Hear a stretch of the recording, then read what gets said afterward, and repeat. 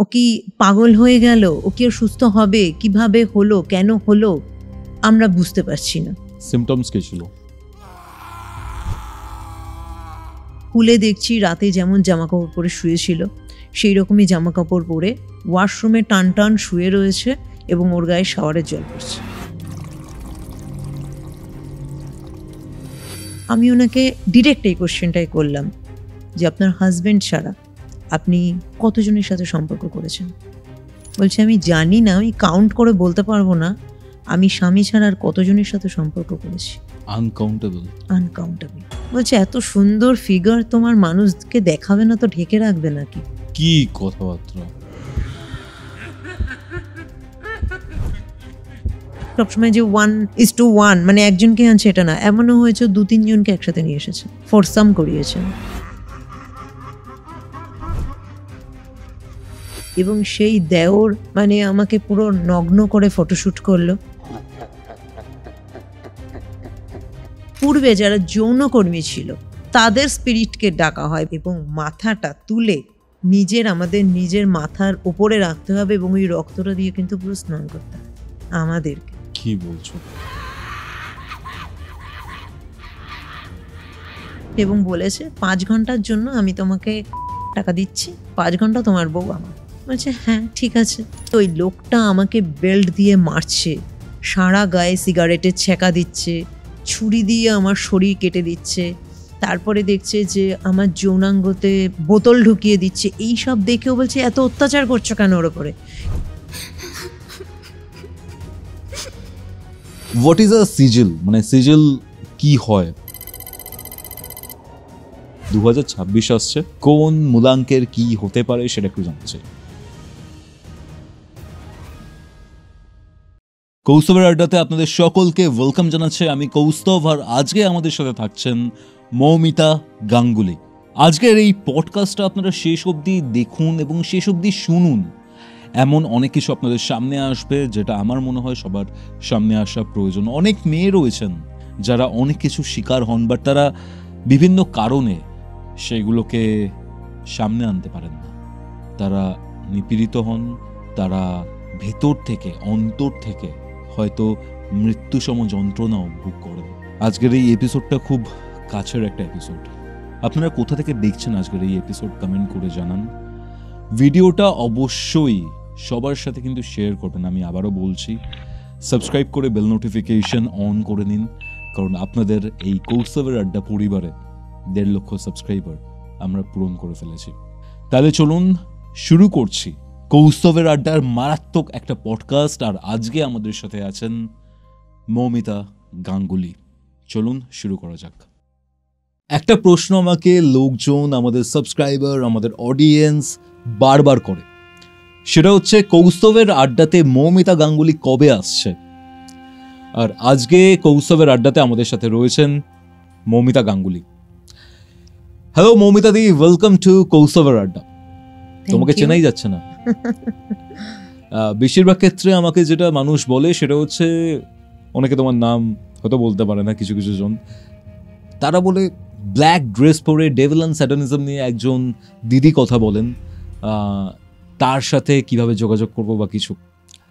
But আজকে তোমার dress, তোমার লুকস একদমই আলাদা। আমি যদি খুব ভুল না করি এটাকে পম্বাগিরা ড্রেস বলে। একদম পম্বাগিরা রিচুয়াল যে হয় তার যে এক্সু যে আছে, যাকে ওয়ার্শিপ করা হয়, এক্সুর এটা ড্রেস। এক্সু এই রকম ড্রেসেই থাকে। ঠিক আমি আজকে সেই জন্য আজকে পম্বাগিরা রিচুয়াল নিয়ে কিছু কথা বলবো, বা আজকে যে কেস স্টাডিটা রয়েছে সেখানে পম্বাগিরা রিচুয়ালের মাধ্যমে আমরা কেসটা সলভ করেছিলাম। সেই জন্য আজকে একটা ডিফারেন্ট লুকে এসেছি। আর you are looking very good actually. Thank you. Latin America, Mexico সিটিতে এরকম, ব্রাজিল, ল্যাটিন আমেরিকার এই যে দেশগুলো রয়েছে বা ইউএস এর কিছু কিছু পোর্শনে পার্টিকুলারলি কিছু স্পিরিটস রয়েছে যাদেরকে নিয়ে কাজ করা হয়, বা কিছু খুব ডেঞ্জারাস স্পিরিট রয়েছে যারা হয়তো রাস্তায় ভ্রাম্যমান, স্ট্রিট স্পিরিটস বলে, সেরকম কিছু স্পিরিটসকে নিয়ে পম্বাগিরাতে কাজ হয়। আজকের তোমার এই কেস স্টাডিটা আমি জানতে চাই, কি ঘটেছিল না ঘটেছিল, কি হয়েছিল দিদি, একদম শুরু থেকে তুমি শুরু করো। মার্চ মাসে আমার একটা পডকাস্ট রিলিজ হয় তোমার চ্যানেলে। তো এই ভদ্রমহিলা ওই পডকাস্টটি দেখেই আমার সাথে কন্ট্যাক্ট করেছিল এন্ড অফ মার্চ। এনার কাজ আমি এটা করেছিলাম এপ্রিল মাসে। ভদ্রমহিলা প্রথমে যে সমস্যাটা নিয়ে আমার কাছে এলেন সেটা হলো ওনার হাজবেন্ড লাস্ট 6 months ভীষণ আনন্যাচারাল বিহেভ করছেন, এবং রিসেন্টলি যেটা হয়েছে লাস্ট 1 to 2 months যেটা ওনার আউট অফ কন্ট্রোল, এবং ওনার অনেকের কাছে গেছেন, যেটা নর্মালি হয়। প্রথমেই মানুষ অনেকের কাছে যায় না, প্রথমে ভাবে সাইকোলজিক্যাল প্রবলেম, বিভিন্ন কাউন্সেলিং, থেরাপি, দেন সাইকিয়াট্রিস্টের কাছে যাওয়া, মেডিসিন নেওয়া, বাট সব ফেলিওর। সাথে যেমন আশেপাশের মানুষজন বলে কোনো স্পিরিচুয়াল পার্সনের কাছে গিয়ে কোনো অ্যাডভাইস নিতে, সেরকমও করেছেন, সব ফেলিওর।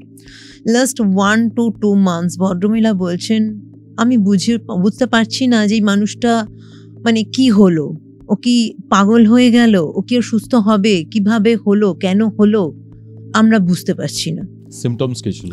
সিমটমস বলছে এখন যেটা শুরু হয়েছে, আমি জিজ্ঞাসা করলাম যে কবে থেকে এই আনন্যাচারাল বিহেভ হচ্ছে বা এখন কি করছে। বললো আমি কি বলবো, কি করছে যে না আমি মানে কেন করছে আমি জানি না। মানে ভদ্রমহিলা লিটারেলি না ভীষণ পাজল। আমি যখন কথা বলছি বলছে ম্যাডাম আমি কোথা থেকে শুরু করব আমি বুঝে উঠতে পারছি না। তো আমি ওনাকে বললাম তোমার যেখান থেকে তুমি শুরু করতে পারো শেষ থেকে শুরু করো, আমি ঠিক তোমাকে প্রথমে নিয়ে যাব। তো উনি বললেন লাস্ট 1 month আমার হাজব্যান্ড যেটা করছেন, মাঝে মাঝেই রাত্রিবেলা আমি ঘুম থেকে উঠছি, ঘুম থেকে উঠে ওনাকে পাশে দেখছি না, ঠিক আছে।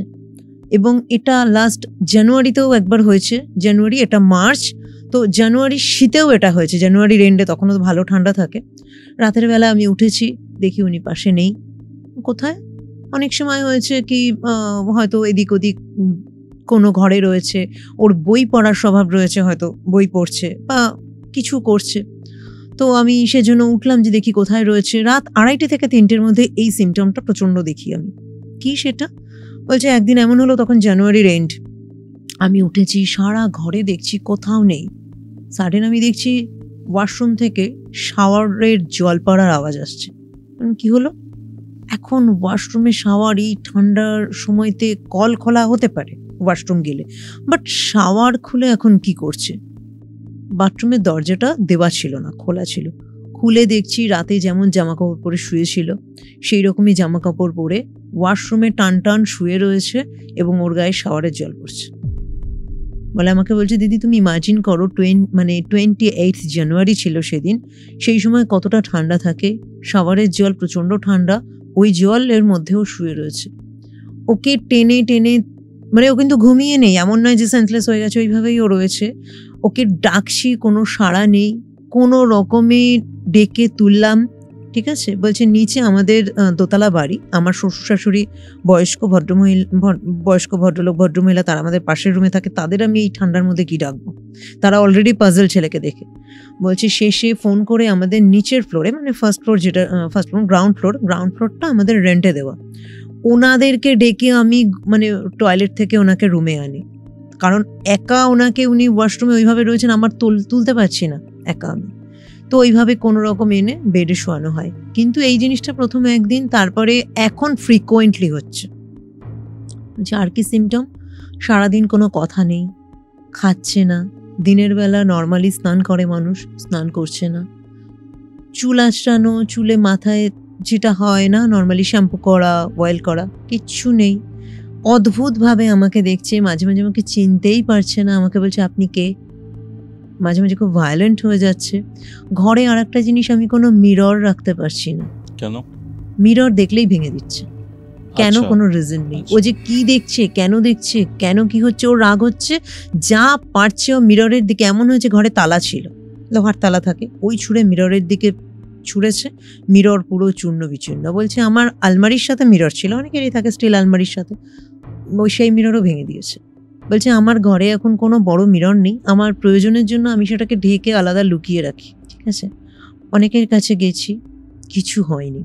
তো আমি তখন ওনাকে বললাম আরও কিছু সিমটম, যেটা হচ্ছে, বলছে আমার সাথে না, আমি তখন ওনাকে অ্যাকচুয়ালি প্রথমে আমাকে সিমটমটা বলেনি, তো আমি প্রথমে ওনাকে বললাম কবে থেকে হয়েছে। বলছে 6 মাস আগে যদি বলেন আপনি, 6 মাস আগে না একটা আনন্যাচারাল ঘটনা ঘটেছিল, ঠিক আছে। কি ঘটেছিল আমাকে সেটার ডিটেলস বলুন, কোথা থেকে হয়েছিল। তখন বলছে 6 মাস আগে আমরা ট্যুরে গিয়েছিলাম দার্জিলিংয়ে, বলছে হঠাৎ করেই প্ল্যান হয়েছিল। তো হঠাৎ করে প্ল্যান হলো, সবসময় আমরা হোটেল বুক করেই যাই, কিন্তু সেবার এমন হয়েছে যেতে যেতে অনেক চেনা পরিচয় হয়েছে। তো আমরা না হঠাৎই আমার হাজবেন্ড বললেন যে চলো আমরা দার্জিলিং যাব। তো কোনো হোটেল বুকিং না করে আমরা চলে গেছিলাম, ভেবেছি ওখানে গিয়ে পেয়ে যাব, ঠিক আছে। কিন্তু এমন সিচুয়েশন ওই সময়তে আমরা যে চেনা হোটেলগুলোতে যাই সেখানে আমরা পাইনি, ঠিক আছে। তো আমরা অন্য একটা হোটেলে যাই, কিন্তু সেখানেও বেশ রাত হয়ে গেছিল আমাদের যেতে যেতে।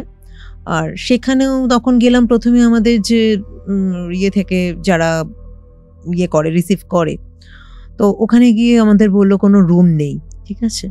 কেয়ারটেকার যারা ছিল, রিসেপশনে যারা ছিল, বললো কোনো রুম নেই। তো আমরা তখন খুব রিকোয়েস্ট করি, দেখুন না একটা রুম যদি হয় কোনোভাবে, অন্তত আজকে রাতের জন্য, কারণ অলরেডি আমরা 2টো হোটেল দেখে এসেছি, কোনো আমরা রুম পাইনি, এখান থেকেও ফিরে গেলে আমাদের খুব প্রবলেম হবে। তো আমরা যাই, আমাদের তখন রিকোয়েস্ট যখন করছি তখন এসে ওখানে যে ম্যানেজার ছিল, ম্যানেজার বললো ও ওয়ালা রুম দিয়ে দো না, ঠিক আছে। তখন কেয়ারটেকার বলছে স্যার ও ওয়ালা ও তো বন্ধ পড়া है। তখন বলছে হ্যাঁ वो ক্লিন कर दो वो दे दो। বলে স্যার বলে कर रहा हूं ना तो दे दो वो, এরকম বলছে। আমরা তখন ভাবলাম যে হয়তো কেয়ারটেকার দিতে চাইছে না, এখন ক্লিন করতে হবে, রুমটা বন্ধ আছে, সেই জন্য হয়তো অ্যাভয়েড করছে। তখন আমরা এটাই ভেবেছি, আমরাও কেয়ারটেকারকে বললাম দিয়ে দাও না ভাই, এরকম কেন করছো, আমাদের রুমটা দিয়ে দাও। তো বললো ঠিক আছে আমি দিচ্ছি। তো ক্লিন করে আমাদের রুমটা দেয়। সেই রুমে প্রথম দিন আমরা কাটাই। দ্বিতীয় দিন রাতেই সমস্যাটা হয়, আমাদের আরও 2জন গেস্ট এসেছিল। তখন ভদ্রমহিলা আমাকে এটাই বলে যে আমাদের 2জন গেস্ট এসেছিল এবং রাতে আমাদের একটা পার্টির মানে ড্রিঙ্ক পার্টি, ঠিক আছে। আমাদের রুমেই একটা প্ল্যান ছিল, তো ড্রিঙ্ক পার্টি হবে। তো ড্রিঙ্ক পার্টির আগে আমার হাজব্যান্ড বলল যে আমি একটু শাওয়ার নিয়ে আসি। শাওয়ার নিতে গেল, আধ ঘন্টা হয়ে গেল, 1 ঘন্টা হয়ে গেল, কোনো রকম ওর আসছে না। দরজায় নক করি, কোনো সাড়া নেই। এদিকে শাওয়ারের জল পড়ছে, বডি খুব মানে নক করাতে অনেক ইয়েতে কোনোভাবে ও একটা মানে দরজা খুলে আসে, কিন্তু তখনই না ওর মধ্যে অদ্ভুত একটা ব্যবহার দেখি, অদ্ভুত রকমের ব্যবহার। ভাবলাম কিরকম, বলছে চোখগুলো প্রচণ্ড লাল হয়ে রয়েছে। ও তখন প্রথম আমাকে সাইড কাটিয়ে চলে যায়, আমাকে চিনতে পারলো না, ঠিক আছে। আমাকে চিনতে পারলো না, আমাকে পুরো ধাক্কা মেরে বলতে গেলে ফেলে দিল এবং রুমের মধ্যে এক জায়গায় বসে পড়লো এবং অদ্ভুতভাবে মানে ঘাড় কাত করে একভাবে চুপচাপ বসে আছে, ভিজে জামা কাপড়েই, ঠিক আছে। এবং দরজাটা তো খুলেছে, কিন্তু ও দরজা খুলে আসতে পারেনি। দরজাটা খোলা হচ্ছে, আমরা এত ধাক্কা দিয়েছি, ছিটকিনিটা অল্প করে, ও নিজেও খোলেনি অ্যাকচুয়ালি। ছিটকিনিটা হয় না অনেক সময় পুরোটা না, সোজা করে একটু দেওয়া থাকে, ওটা যদি খুব ধাক্কা দেওয়া থাকে না, সাইড করা যদি না থাকে অনেক সময় কি হয় সেটা খুলে যায়, ওরকমভাবে খুলে গেছে। এবং খুলে যাওয়ার সময় তো সাইডে তখন দাঁড়িয়ে রয়েছে, শাওয়ারের জল পড়ছে, আমরা দেখছি। তো ওই রকমভাবে ওকে টেনে ধরে আমরা নিয়ে আসি। তো তারপরে এই ধরনের অ্যাবনর্মাল বিহেভগুলো করে, কি বসে পড়লো, আমাকে ধাক্কা মেরে সরিয়ে দিল এবং যে 2জন ভদ্রলোক এসেছিল তারা তো রীতিমতো ওকে দেখে ভয় পেয়ে গেল, মানে যেন মেরে দেবে, ঠিক আছে। এবং আমাকে ধাক্কা মেরে সরিয়ে দিল যে মানে আমার বেশ লাগলো, ওই রকমভাবে বসে থাকলো। তখনই ভদ্রলোক 2জন বেরিয়ে গেল, ঠিক আছে, ওরা বেরিয়ে গেল। কিছুক্ষণ পরে যখন আমি ওকে খুব ধাক্কা দিচ্ছি যে কি হয়েছে তোমার, বলছে আমাকে বেধড়ক মারলো, আমাকে বেধড়ক মারলো। আমি বললাম কি হলো, আমাকে তখন রীতিমতো গালি দিচ্ছে যে তুই এখানে কি জন্য এসেছিস, গালি দিয়ে বলছে তুই এই করতে এসেছিস, ওই লোকগুলো কি করছিল, তুই এই করতে আসিস, বলছে ওই ইঙ্গিতে বলছে তুই এই করতে আসিস, ওরা কি করছিল, বলছে আমাকে এই ধরনের কথা তখনও বলছিল। বলছে যেগুলো আমার ভীষণ অ্যাবনর্মাল লাগলো, কারণ ওদেরকে তো ওই ডেকেছে। আমি তখন ওকে বললাম যে এইরকম বললো কেন বা কারা ছিল, ঠিক আছে, আমাকে একটু ডিটেলসে বলো। প্রথম দিন ভদ্রমহিলা আমাকে কিছু বললো না, ঠিক আছে। এবার দেখো, একদিনই কথা বলে তো আমি কারোর কাজ হাতে নিই না, আমি অনেকগুলো সেটিং আমরা নিয়ে থাকি। ভদ্রমহিলাকে বললাম যে তোমার ফটো পাঠাবে আমাকে, ফুল বডি, আমাদের photo reading, full body reading আমরা করি কাজ করার আগে। ভদ্রমহিলার ফটো রিডিং করে যেটা পেলাম, আমরা বিভিন্ন রকমের মেডিটেশন, ডার্ক মেডিটেশনের মাধ্যমে রিডিং করি। যে রিডিংয়ে যেটা পেলাম অদ্ভুত, সেটা হলো উনি বহুজনের সাথে সম্পর্ক করেছেন ওনার ফিগার রিডিং করে, বডি রিডিং করে, এটা বুঝলাম।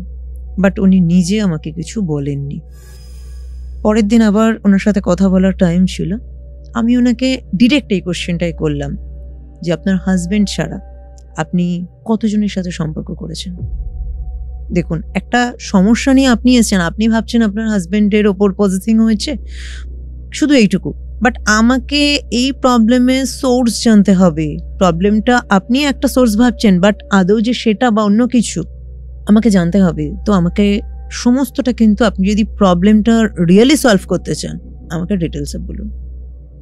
ভদ্রমহিলা তখন আমাকে একটাই উত্তর দিল যে আপনি যে কোশ্চেনটা করলেন আমাকে, কোশ্চেনটা খুব সহজ, কিন্তু অ্যান্সারটা না আমার জানা নেই। বলছি এটা কেমন? অ্যান্সারটা জানা নেই? বলছে আমি জানি না, আমি কাউন্ট করে বলতে পারবো না আমি স্বামী ছাড়া আর কতজনের সাথে সম্পর্ক করেছি। আনকাউন্টেবল। আমি তখন বললাম, ভদ্রমহিলা ব্যাংকে সার্ভিস করেন, আমি বললাম যে আমি এবার ডিটেলসে একটু জানতে চাই। যে দেখুন, এটা তো আপনি নিজেও বুঝতে পারছেন, আমি আপনাকে উইথ রেসপেক্ট বলছি, আপনি আপনার ব্যক্তিগত মতামত, আপনি সম্পর্ক কতজনের সাথে করবেন, বাট আপনি নিজে বলছেন আনকাউন্টেবল, তো আপনার ব্যক্তিগত ব্যাপার, কিন্তু তবুও আমি একটু ডিটেলস জানতে চাই। ভদ্রমহিলা তখন বলছে এটা আমার ব্যক্তিগত ব্যাপার নয়, আপনি ভাবছেন হয়তো আমি নিজের ফুর্তি করার জন্য, নিজের ইচ্ছেতে আমি করেছি, কিন্তু আপনি শুনলে বুঝবেন যে আমি কি সিচুয়েশনে করেছি। আমি বললাম আপনার মতো এত সুন্দর একজন মহিলা, ভদ্রমহিলা দেখতে ভীষণ সুন্দর, ভীষণ ফর্সা। আমি ওনার হাইট জিজ্ঞাসা করেছিলাম, উনি আমাকে হাইট বলেছিলেন 5'3'4" এরকম, একদম চিপচিপে স্লিম চেহারা, ফিগার যাকে বলে না, দেখবে আওয়ার গ্লাস, খুব মেয়েদের একটা খুব পপুলার ফিগার, একদম সবাই চায়, খুব ডিজায়ারেবল একটা ফিগার, ওই রকম ফিগার, এত সুন্দর ফিগার। বয়স কত হবে? বয়স 30-র মধ্যে, ঠিক আছে, কম বয়সে, খুব অল্প বয়সে বিয়ে হয়েছে ভদ্রমহিলার, 8 বছর আগে, 22 এরকম 21-22-এ বিয়ে হয়েছে। খুব সুন্দরী মহিলা, ভদ্রলোকও দেখতে বেশ ভালো, বেশ হ্যান্ডসাম, এজ মোটামুটি ধরো ওই 35-36 এর মধ্যে এজ। তো আমি বললাম এত সুন্দর আপনাদের, মানে দেখে মনে হচ্ছে যেটা ভালো একটা ফ্যামিলি বিলং করেন, ফ্যামিলি ব্যাকগ্রাউন্ডও ভদ্রমহিলার ভীষণ ভালো, কথা হয়েছিল। তো এটা কিভাবে হলো? বলছে আমার ইচ্ছেতে হয়নি। তো কিভাবে হলো আমাকে একটু ডিটেলসে বলুন। ভদ্রমহিলা তখন প্রচন্ড কাঁদছে। কাঁদছেন কেন? বলছে আমি কোনোদিন এটা, যে আমি জানি না এর থেকে বেরোতে পারবো কিনা কখনো, জীবনে এই সিচুয়েশনে আমি এসে যাব যে কখনো আমি ভাবিনি। বলছে আমি এই ঘটনাটা যে আপনি জানতে চাইলেন না, এর উত্তরটা আমার কেন জানা নেই, এর উত্তর সত্যিই আমার জানা নেই। কেন নেই এটা জানার জন্য আমি একটু পিছন থেকে গল্প বলা শুরু করি। বলুন। বলছে ওর সাথে আমার লাভ ম্যারেজ, আমাদের 5 বছরের রিলেশনশিপের পরে আমাদের বিয়ে হয় স্কুল থেকে। বলছে আমি যখন 11 ক্লাসে পড়ি তখন থেকে আমাদের সম্পর্ক। ও তখন কলেজ ছাড়িয়ে একটা চাকরি এরকম করে, ঠিক আছে, ছোটোখাটো একটা চাকরি করে। তো আমার সম্পর্ক শুরু হয়। আফটার 5 ইয়ার্স আমাদের বিয়ে হয়, ঠিক আছে। আমার ঠিক এক্স্যাক্ট এই জায়গাটা আমার খেয়াল নেই, 11 ক্লাস কি ফার্স্ট ইয়ার ভদ্রমহিলা বলেছিলেন যে আমাদের রিলেশন শুরু হয়, যে আফটার 5 ইয়ার্স বিয়ে হয়। বিয়ে যখন হয় খুব ভালো, চাকরি করছে, আমি তখন চাকরির জন্য পড়াশোনা করছি। কিন্তু আমার বাড়ি থেকে বিয়ের প্রেশার ছিল, বা ওর বাড়ি থেকেও বললো বিয়ে করে নাও, আমরা বিয়ে করে নিলাম, ঠিক আছে। বিয়ের পরে আমাদের খুব ভালো চলছিল, বিয়ের পরে আমি চাকরি পেলাম। আমার হাজব্যান্ড আফটার 1.5 বছর, 1.5 ইয়ার আফটার ম্যারেজ, চাকরিটা ছেড়ে দিল। মানে তুমি চাকরি ছেড়ে দিলে কেন? তখন বলছে আমি এখন থেকে ব্যবসা করবো। ব্যবসা করবে? বলছে ওর বরাবরই ব্যবসার একটা ইচ্ছে ছিল। আচ্ছা ব্যবসা করবে, তো আর একটু ব্যবসা যে কোনো কিছু করো তো তার জন্য তো ক্যাপিটালের প্রয়োজন। তো বলছে হ্যাঁ ক্যাপিটাল তুমি দেবে, তুমি এখন একটা ন্যাশনালাইজড ব্যাংকে জব করো। ভদ্রমহিলা চাকরি পেয়ে গিয়েছিলেন আফটার ম্যারেজ, তো তুমি দেবে। তো আমি বললাম সে আমি দেবো, কিন্তু জবটা এখন ছেড়ে দিলে। বলছে হ্যাঁ আমি বিজনেস করবো। তো আমি বললাম কিসের বিজনেস করবে? তো বলছে যে আমি ফটোগ্রাফির বিজনেস করবো। বলছে ওর ফটোগ্রাফির খুব শখ ছিল, ফটোগ্রাফি নিয়েও কাজ করতে চাইছিল। আমি ফটোগ্রাফি নিয়ে কতটা জানো, আরও পড়াশোনা করা দরকার, যে তুমি বিজনেস করবে? তখন বললো হ্যাঁ আমি পারবো, আমার সাথে আরও একজন পার্টনার আছে, আমি কথা বলেছি, আমরা একসাথে করবো।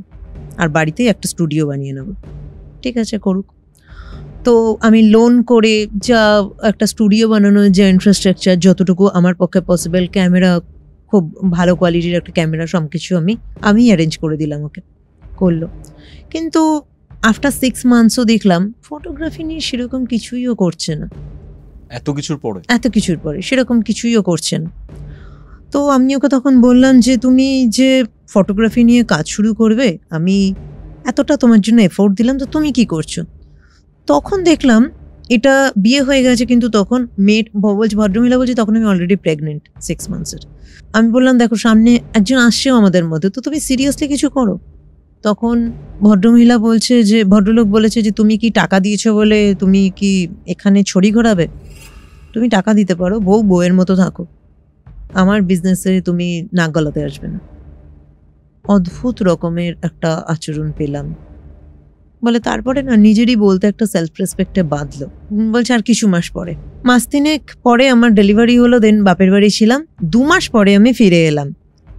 এই 2 মাস পরে যে আমি ফিরে এলাম, তখন থেকে আমার জীবনের সব থেকে নোংরা অধ্যায় শুরু হলো। বলছি কিরকম? বলছে আমার হাজবেন্ডের যে এইরকম মানসিকতা, তা আমি কখনোই বুঝে উঠতে পারিনি। ঠিক আছে, বলছে প্রথম দিন ও আমাকে বললো কি চলো না তোমার কতগুলো ফটোগ্রাফি করবো। ফটোগ্রাফি করবে হঠাৎ আমার? তখন বলছে তোমার তো ভালো লাগে ফটোগ্রাফি হতে। বলছে তুমি ফটোগ্রাফি নিয়ে বিজনেস করবে না বউয়ের ফটো তুলবে? না, বউয়েরও তুলবো, বিজনেসও হবে। যে বউয়ের সাথে তুলে বিজনেস কি হবে? তো বলছে ও ভাবছি ও মজা করছে, হাসতে হাসতে বলছে। তো আমি বললাম নিজের কাজে মন দাও। বলছে না, আমি খুব সিরিয়াসলি বলছি, চলো তুমি অনেকদিনই তো বলো তোমার ফটোগ্রাফির খুব শখ, করবো। তো আমাকে জোর করে শাড়ি পরালো। ঠিক আছে, স্টুডিও যেখানে বানানো হয়েছিল সেখানে নিয়ে গেল, তোমার ফটো তুলবো। ঠিক আছে, ভালো করে পোজ দাও, এইভাবে পোজ দাও, সেইভাবে পোজ দাও। ভদ্রলোক বলছে যে না আমি তোমার জন্য ছবি তুলবো, তুমিও করছো, একটু সেজেগুজে দাঁড়াও না। বলছে ঠিক আছে, আমাকে বিভিন্নভাবে দাঁড়াতে বললো, আমিও দাঁড়ালাম। অদ্ভুতভাবে হঠাৎ এসে আমার গায়ের আঁচলটা খুলে দিল নিজে। এটা কোন ছবি তুলবে? না, এইভাবে তুলবো, আমার বউকে দেখতে খুব ভালো লাগছে। বলছে আমার আঁচলটা ফেলে দিল, ওইভাবে ছবি তুলবো, আমার কাছে রাখবো। বলছে এই ফটো কি করবে তুমি? আমার কাছে রাখবো, আমার বউকে দেখবো, আমার ভালো লাগছে। এমনিও দেখতে পাবে, ফটোর দরকার কি? কিন্তু আমি এটাই তো, ভদ্রমহিলা বললো তুমি তোমাকে এমনিই দেখতে পাবে, ফটোর দরকার কি? না, তুমি যখন আমার সামনে থাকো না, এত কোশ্চেন করছো কেন? ভালো লাগছে, দেখো খুব সুন্দর লাগছে দেখতে, বলে আঁচলটা সরিয়ে ফটো তুললো। এরপরে ভদ্রমহিলা বলছে আমাকে পিছন ঘুরে, সামনে ঘুরে, সাইড থেকে বিভিন্নভাবে ফটো তুললো। প্রথম দিন গেল, বেশ কিছুদিন হলো। তারপর থেকে দেখছি ওর একটা নেচার, যখনই আমাকে নিয়ে বাইরে বেরোচ্ছে আমাকে শাড়ি পরেই বেরোতে হচ্ছে। বলছে আমাকে অন্য কোনো ড্রেস পরতে দিচ্ছে না, না শাড়ি পরে বেরোতো। শাড়ি পরে যে বেরোবো এমনভাবে বেরোতে হবে যেন আমার নাভিটা শো হয়। স্লিভলেস ব্লাউজ কিনে দিচ্ছে, যেটা একদম নুডল স্ট্র্যাপ, যেটা আমি কোনোদিন পরতাম না। আমি বলছি এগুলো কবে পরেছি? বলছে এখন থেকে পরবে, আমার পছন্দ মতো চলবে। বলছে আমি যখন প্রোটেস্ট করেছি রীতিমতো ঝামেলা, সব মেয়েরা পড়তে চায়, তুমি কেন পড়তে চাইছো না? যেখানে সব কজনের হাজবেন্ড এগুলো মেনে নেয়, আমি নিজে থেকে বলছি। তো বলছে নুডল স্ট্র্যাপ ব্লাউজ পরে যেতে হতো। সেই ব্লাউজের আমি জিজ্ঞাসা করছিলাম কিছু কিছু জিনিস, যে আমাকে বলো এই ডিটেলস, যে কি ভাবে তোমাকে তখন কি করতো। তো বলছে আমি তোমাকে বলছি কি আমি ফেস করেছি। শাড়ির আঁচলটা পুরো এক সাইড দিয়ে দিতে হবে, কখনো মাঝখান থেকে, বুঝে নাও মেয়েদের ব্রেস্টের মাঝখান থেকে শাড়ির আঁচল দিতে হবে, এইভাবে বেরোতে হবে, নাভি দেখাতে হবে, কখনো একদিক থেকে শাড়িটা সরু করে পিন করতে হবে যাতে ওপেনলি সবই শো হয়। তো আমি ভদ্রমহিলা বলছে, আমি বলতাম তোমার এইভাবে দেখিয়ে কি লাভ হয়? বলছে এত সুন্দর ফিগার তোমার মানুষকে দেখাবে না তো ঢেকে রাখবে নাকি? কি কথাবার্তা! হ্যাঁ, বলছে এত সুন্দর ফিগার তুমি মানুষকে দেখাবে না, সবাই দেখবে, প্রশংসা করবে, তবেই না ভালো লাগবে, আমার তো ভীষণ প্রাউড ফিল হবে, এত সুন্দরী বউকে নিয়ে যাবো যখন। বাট সাডেনলি এটা ডেভেলপ করেছে, ডে বাই ডে প্রচুর ডেভেলপ করেছে, এবং ওনার ফটোগ্রাফির নেশা মাত্রাতিরিক্ত হয়ে গিয়েছিল। আচ্ছা, তো এরপরে এমন হয়েছে ভদ্রলোক বলছে যে ব্লাউজটা খুলে দাও, ইনারটা খুলে দাও, এবং শুধু ধরো ব্লাউজ ইনার কিছু পরা নেই, মানে মেয়েরা যেটা পরে নেই, শাড়িটা শুধু পরা। এবং তখন কি অর্গানজা শাড়িগুলো দেখবে বা শিফনের শাড়ি একদম পাতলা যেটা ট্রান্সপারেন্ট, ওই শাড়ি পরিয়ে এই ধরনের ফটো তুলতো। পাগল। বলছে আমি আমার হাজব্যান্ডকে চিনতে পারছি না, আমি যখন বলছি আমি এইভাবে তোমার সাথে থাকতে পারবো না। বলছে তাই তুমি থাকতে পারবে না? তোমার ছবিগুলো কিন্তু আছে আমার কাছে, তোমার বাবাকে দেখাবো। বলছে কিছু না, জানো ও কি করলো আমাকে বলছে, তুমি ভাববে দিদি ও কি করলো, কিছু না, ও তুমি আমার সাথে থাকবে না বলে খুব ক্যাজুয়ালি হাসতে হাসতে বলছে তুমি আমার সাথে থাকবে না, ঠিক আছে আর কি করবো, কপাল আমার খারাপ। তুমি বাপের বাড়ি যাবে, আচ্ছা ঠিক আছে কালকে বাপের বাড়ি চলে যেও, কবে ফিরবে না, আচ্ছা 2-3 দিন বাদে তুমি তোমার বাবা তোমার ফটো প্রিন্টগুলো হাতে পেয়ে যাবে, চিন্তা করো। বলছি ক্যাজুয়ালি আমি ভাবছি এই ছেলেটাকে আমি বিয়ে করেছিলাম, এই ছেলেটাকেই আমি 7 বছর আগে প্রথম আমাকে প্রপোজ করেছিল, আমি ভালোবেসেছিলাম 5 বছর ধরে, তারপরে বিয়ে করলাম, কাকে দেখছি। ঠিক আছে, বলছে আমি বলছি তুমি প্রোটেস্ট করোনি? বলছে দিদি আমি এখনো তোমাকে কিচ্ছু বলিনি, এটা খুব নর্মাল ঘটনা। হ্যাঁ বলছে এটা খুব নর্মাল জিনিস আমার লাইফে, প্রথম যেদিন হয়েছিল আমি যদি এটা হাজব্যান্ড নিজের কাছেই রাখতো খুব নর্মাল ছিল, ঠিক আছে ও আমাকে ভালোবাসে তার জন্য নয় আমাকে ব্ল্যাকমেল করেছে, আমি মেনে নিলাম যাতে আমাকে বাপের বাড়ি যেতে দেবে না, ওই ছবিগুলোর ভয় দেখি, কিন্তু এরপরের ঘটনাতে তুমি কি বলবে আমাকে। বলছে এইরকম ফটো তোলা তো চললো, এইভাবে 6 মাস চললো, এইভাবে 6 মাস আরো চলেছে, ফটো তুলেছে রেখেছে নিজের কাছে, রাস্তা ওইভাবে নিয়ে বেরিয়েছে, ও ইভেন এমনও বলেছে তুমি তো অর্ধনগ্ন করে বউকে নিয়ে বেরোচ্ছ। বলছে হ্যাঁ বেরোও না, সবাই তোমাকে দেখে, আমার ভালো লাগে। রাস্তা দিয়ে দেখেছো পুরুষ মানুষ তোমাকে কিভাবে দেখে, আমার তো দারুণ লাগে, আমি প্রাউড অফ ইউ তোমার জন্য, তুমি এত সুন্দরী। তারপর কি হলো দিদি? ভদ্রমহিলা আমাকে বললেন যে 6 মাস পরে যে লাইফে আরো খারাপ কিছু আসবে আমি তার জন্য ঠিক প্রিপেয়ার ছিলাম না। এরপরেও কি হয়েছিল? বলছে আফটার 6 মান্থস হঠাৎ একদিন আমি আমার ব্রাঞ্চে গেছি, ব্রাঞ্চে দেখছি কেউ আমার সাথে কথা বলছে না, না ব্রাঞ্চে আমার কলিগরা আমার সাথে নর্মালি যেটা হয় ব্রাঞ্চে গেলেই সবাই গুড মর্নিং হাই হ্যালো করে, কিছু বলছে না। ইভেন আমাদের যে হাউসকিপার থাকে সেও আমার সাথে কথা বলছে না, অন্যদিন বলে গুড মর্নিং ম্যাম সবার আগে, সেও কিছু বলছে না। তো আমাদের ওয়ার্কিং আওয়ার শুরু হলো, দেন হাউসকিপার এসে আমাকে বললো যে ম্যাম আপনাকে খুব সিরিয়াসলি ম্যাম আপনাকে স্যার ডাকছেন, ব্রাঞ্চের ডাকছেন। গেলাম, তো ব্রাঞ্চের স্যার প্রথমেই আমাকে একটা কথা বললেন আমার নাম নিয়ে, যে তোমার থেকে এটা এক্সপেকটেশন ছিল না, অনেক দিন হলো তোমাকে দেখছি, অনেক বছরই হলো, তোমার থেকে এটা এক্সপেকটেশন ছিল না। তো বললো স্যার, ও বলছে আমি ভাবছি আমার কাজের ক্ষেত্রে কোনো ভুল হলো। বলছে স্যার আমার ভুলটা আমি ঠিক বুঝতে পারছি না, কি হয়েছে? বলছে কি হয়েছে বুঝতে পারছো না? বলছে না স্যার আমি বুঝতে পারছি না। বলে স্যার তখন বলে না তোমার মতো মেয়েরা বুঝবেই বা কি করে, সত্যি আমারই তোমার সম্পর্কে ধারণাটা ভুল। তখন বললো স্যার কি হয়েছে আমাকে একটু বলবেন? বলছে একই আমার হাজবেন্ডকে নিয়ে এতটা স্ট্রেস, তার মধ্যে স্যারের তখন ওই কথা, আমার খুব আমি ভীষণ ওই মুহূর্তটা আমার মনে হচ্ছে পায়ের তলা থেকে যেন মাটি সরে যাচ্ছে, কি হয়েছে আমি বুঝিয়ে উঠতে পারছি না। বলছে স্যার তখন জাস্ট ওনার মোবাইলটা আমার দিকে এগিয়ে দিলেন, মোবাইলটা এগিয়ে দেওয়ার পরে আমাকে বললেন দেখো এটা তুমি তো, শুধু এইটুকু বলে মোবাইলটা দিলেন। বলছে দেখো, আমি অবাক হয়ে গেছি, আমি বুঝতে পারছি না। মোবাইলটা নিয়েছি, নিয়ে দেখছি সোশ্যাল সাইট খোলা, একটা সোশ্যাল সাইট খোলা, সেখানে আমার মুখটা আমারই, ছবিগুলো। বলছে তোমার এই প্রোফাইল, সোশ্যাল সাইটে তোমার এই রকম ছবি তুমি পোস্ট করো, এটা তুমিই তো? এইরকম একজন এমপ্লয়ি তার সোশ্যাল সাইটে এই ধরনের ছবি, মানে আমার ব্যাংকের এনভায়রনমেন্ট কি হবে, ব্যাংকের ইনফ্লুয়েন্স কি হবে? আজকে একটা কাস্টমার আমাদের ব্রাঞ্চে আসে, তারা যখন তোমার এই ধরনের ছবি দেখবে তোমাকে কি রেসপেক্ট করবে, তোমাকে কোন চোখে দেখবে, আমি তোমাকে কিভাবে দেখবো তুমি বলো তো? বলছে দিদি আমার আমি বুঝে উঠতে পারছি না ছবিগুলো। তখন পরপর আমি দেখছি ছবিগুলো, উনি পুরো গ্যালারিটা, আমার যে প্রোফাইলটা উনি বের করেছেন আমার নামের প্রোফাইল, তার পুরো গ্যালারি হয় না, প্রোফাইলে ফটো সেকশনে গিয়ে আমার পরপর ফটো।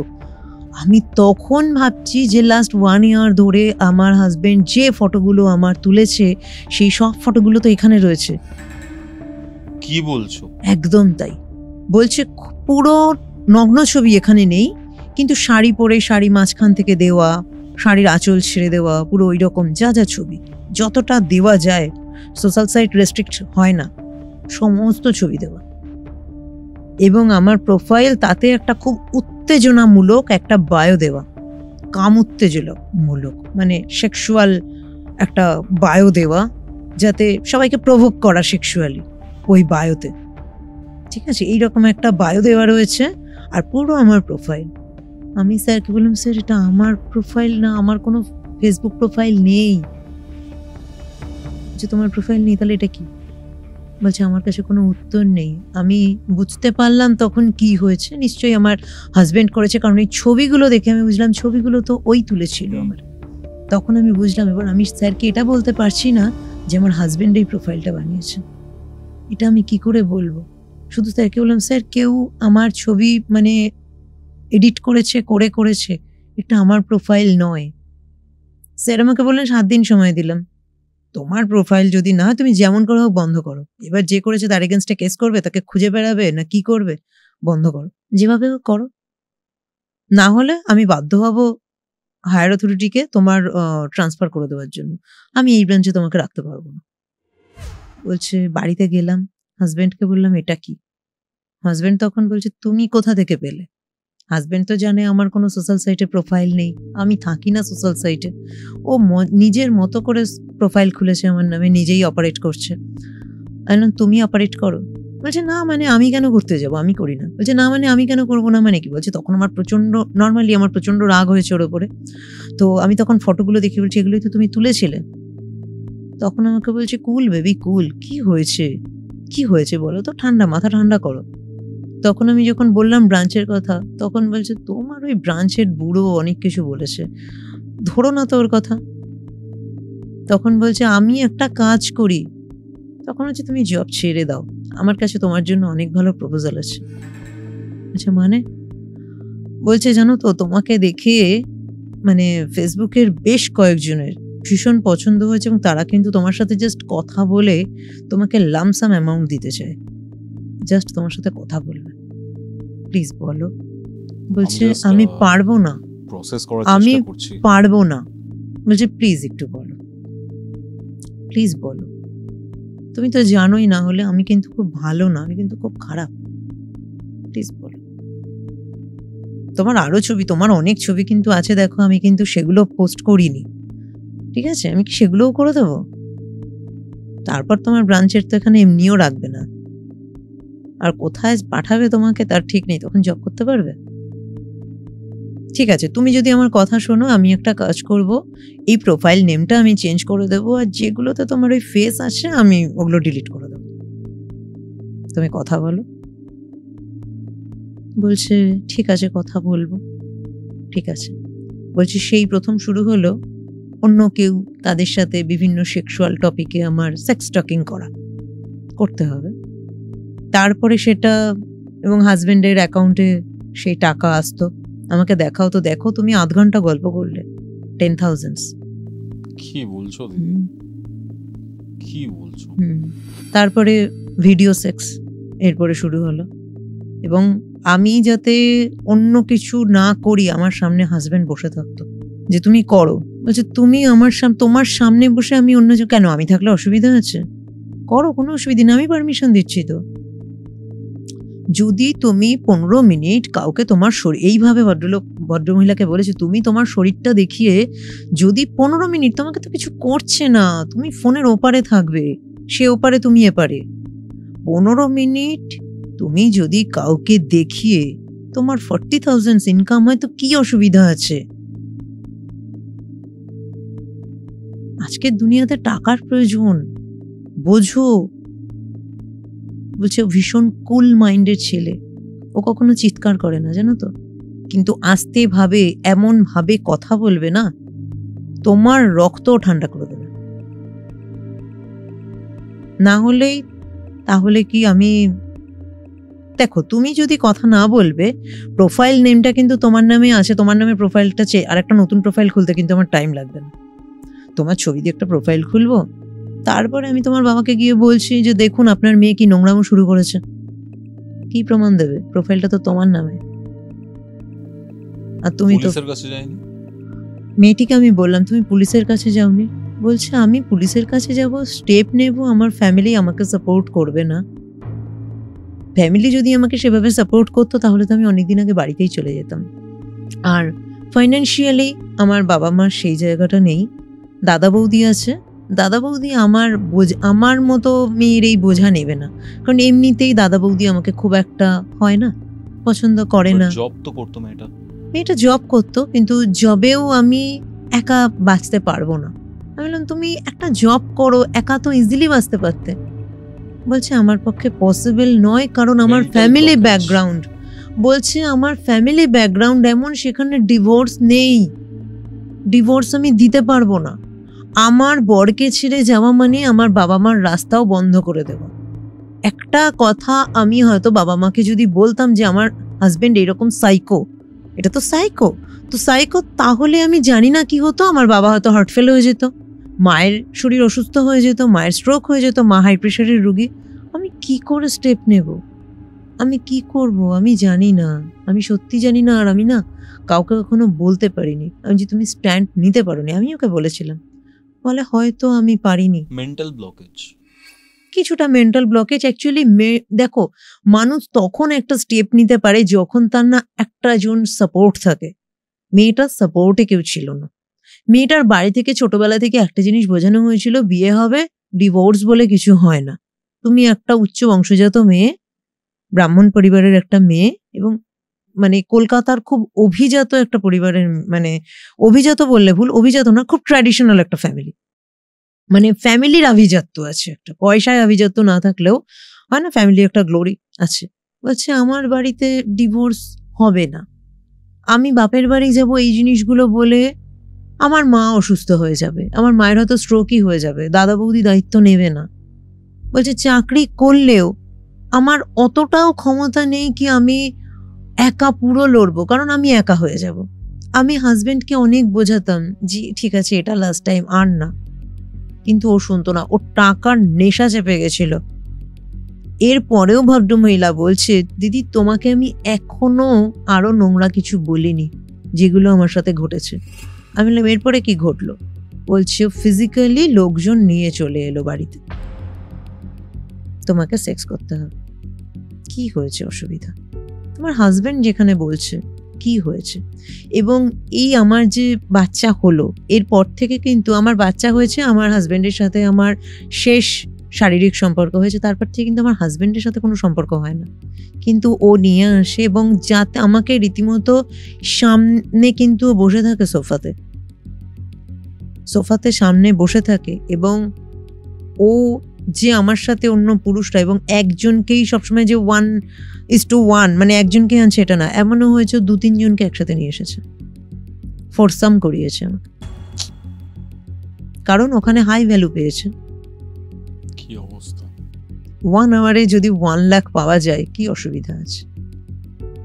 কজন ইনকাম করে 1 আওয়ারে 1 লাখ?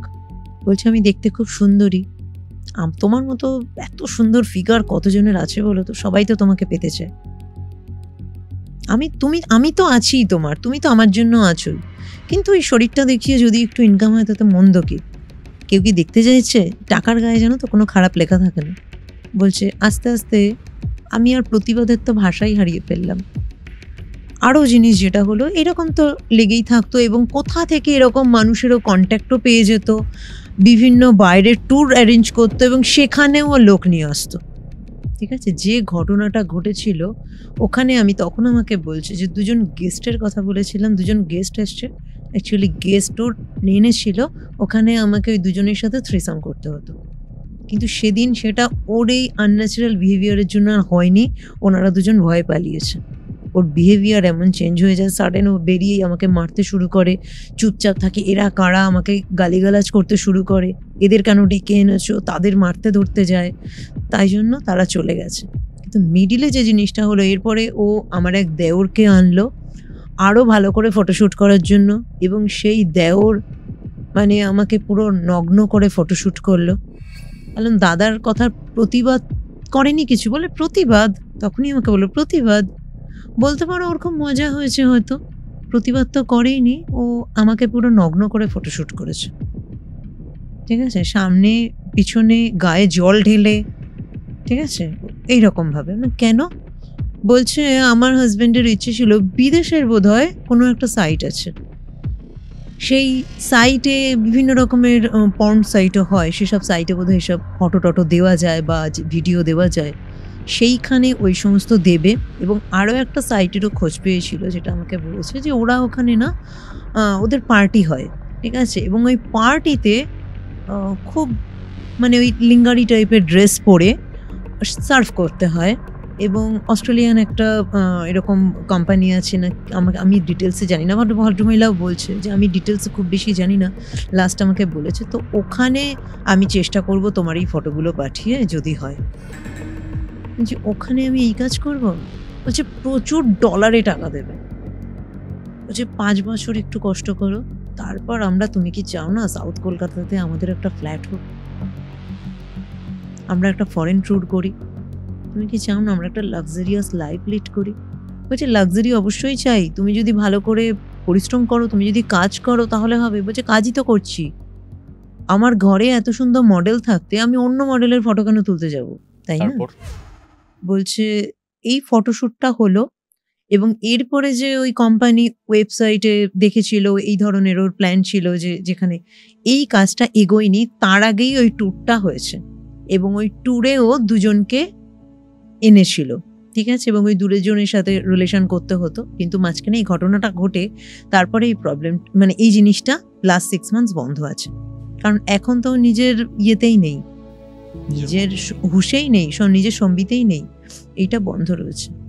বলছে, আমি বললাম তুমি কি চাও? বলছে আমার চাওয়ার বাইরে তো চলে গেছি আমি, সবার আগে যেটা হাজব্যান্ডকে ঠিক করে দাও, আর যদি হাজব্যান্ড ঠিক হয় তবে যেন ওর এটা নতুন জন্ম হয়, তোমরা কি পারবে করতে? বলছে লাস্ট 6 ইয়ার্স ওর সাথে আমার কোনো সম্পর্ক নেই, মোর দ্যান 6 ইয়ার্স। লাস্ট আমার বাচ্চা হয়েছে, ছেলে হয়েছে লাস্ট, তারপর থেকে ওর সাথে আমার কোনো সম্পর্ক নেই। তো ও যেন আমার সাথে একটা নর্মাল সম্পর্কে আসে, ও আমাকে যেভাবে ডমিনেট করে চলেছে, আমি একটা যেন ওর হাতের পুতুল হয়ে গেছি। এবার যেন আমি না, মানে আমার একটা সত্তা পাই, ও যেন আমার সাথে এই বিহেভগুলো না করে, আমার প্রতি যেন ও প্রকৃত অ্যাট্রাক্টেড হয়, একটা হাজবেন্ড যেমন অ্যাট্রাক্টেড হয়। কোনো হাজবেন্ড তো চাইবে না না তার স্ত্রীকে অন্য জায়গায় এরকম এইভাবে ব্যবহার করতে। এরকম কি তোমরা পারবে? ঠিক পারবো। তো তোমার হাজবেন্ডের কিছু জিনিস আমাদের লাগবে, এবং তোমার যে রিচুয়ালটা সেটা আমরা অন্যভাবে করব। তো এই জন্য কোনো বিশেষ জিনিস না হলেও হয়, কিন্তু ওর হাজবেন্ডের ওপর যে কাজটা হয়েছে, মানে যে অ্যাক্টিভিটিটা হয়েছিল, মানে পজেসিং যেটা হয়েছিল, সেটার জন্য যেটা আমাদের করতে হয়েছে নেগেটিভ এনার্জি রিমুভ এবং তার প্রোটেকশন। তো এবার আমি ভদ্রমহিলাকে জিজ্ঞাসা করি যে ওই হোটেলে এমন কি ছিল, তুমি খোঁজ নিয়েছো?